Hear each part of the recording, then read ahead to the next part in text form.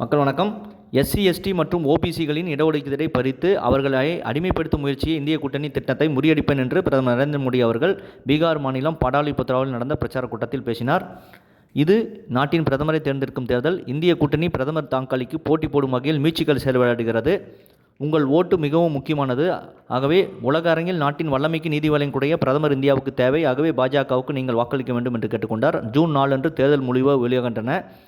அன்று எதிர்க்கட்சிகள் அனைவரும் ஒன்று கூடி ஓட்டு இயந்திரத்தை குறை கூறி அழுவார்கள் என்று பிரதமர் மோடி அவர்கள் பேசினார். அது மட்டுமல்ல, அயோத்திக்கு ராமர் கோயிலுக்கு வராத காங்கிரஸ் பிரியங்கா காந்தி அவர்கள் வாரணாசியில் காலபைரவர் கோயிலுக்கு சென்று வழிபாடு நாடகம் நடத்துகிறார். இது கண்டிப்பாக வாரணாசி மக்கள் 100% ஏற்றுக்கொள்ள மாட்டார்கள். ஏனென்றால் பிரதமர் நரேந்திர மோடியின் தொகுதி வாரணாசி என்பது குறிப்பிடத்தக்கது. கண்டிப்பாக பிரதமர் மோடி அவர்கள் 3வது முறையாக பெரும்பான்மையாக வெற்றி பெற்று ஆட்சி அமைப்பது உறுதி. இதை பற்றி உங்களுடைய கருத்து என்ன என்பதை சேனல் கமெண்ட் பாக்ஸில் பதிவிடுங்கள்.